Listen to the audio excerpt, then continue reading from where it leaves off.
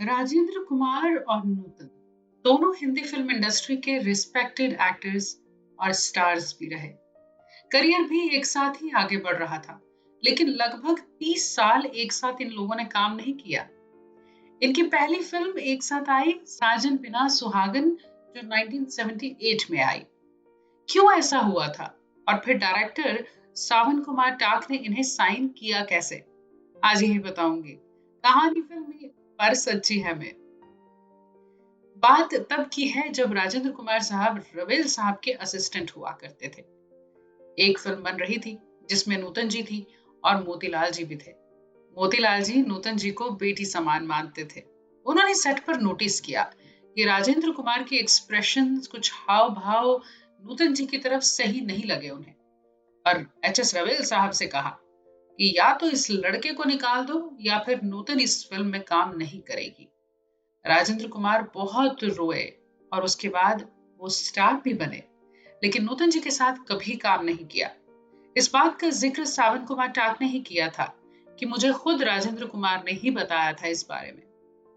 सावन कुमार टाक ने उन्होंने बताया कि वो कहते हैं, मुझे लगा कि जब वो अपने करियर के पीक पर थे तब दोनों ने पर्सनल प्रॉब्लम्स की वजह से एक साथ काम नहीं किया। अब मेरे पास एक सब्जेक्ट ऐसा है जिसमें दोनों ही अपने कैरेक्टर के साथ पूरा इंसाफ कर सकते हैं। अब कईयों ने कहा कि दोनों पहले एक साथ काम नहीं किया तो अब क्या करेंगे, लेकिन होता है ना कि कोशिश तो करें। और उस वक्त राजेंद्र कुमार और नूतन इन दोनों के पास ही ज्यादा काम नहीं था। सावन कुमार राजेंद्र कुमार साहब के घर गए। वहां उस वक्त राज कपूर साहब भी बैठे थे। उन्हें पहले तो लगा कि ये सिर्फ मिलने आए हैं, लेकिन जब इन्होंने 11,000 रुपए का चेक दिया उन्हें साइन करने के लिए, तो फिर दोनों हैरान थे और खुश भी। राज कपूर साहब ने इनसे कहा भी कि राजेंद्र मेरे बहुत अच्छे दोस्त हैं, लेकिन मैं भी उन्हें इस वक्त साइन करने के बारे में नहीं सोच रहा था, क्योंकि उस वक्त राजेंद्र कुमार का करियर काफी ढलान पर था। राजेंद्र कुमार जी से भी जब कहा गया कि नूतन जी को उनके ऑपोजिट लेने की सोच रहे हैं, तो उन्होंने कहा कि ठीक है, आप उन्हें साइन कर सकते हैं, अगर वो हाँ करेंगी तो अच्छा है। नूतन जी से जब फिल्म की बात की तो उन्होंने कहा कि कहानी सुना दीजिए। नूतन जी के यहाँ सावन कुमार टाक पहुंच गए और जैसे ही गाड़ी का दरवाजा खोला, सामने सांप ही सांप। वो कहते थे कि डर के मारे दरवाजा मैंने फटाक से बंद कर लिया। अब नूतन जी ने बाहर गाड़ी देखी, मालूम तो था कि वो मिलने आने वाले हैं। कहा डरिए मत, आ जाइए, ये कुछ नहीं कहेंगे।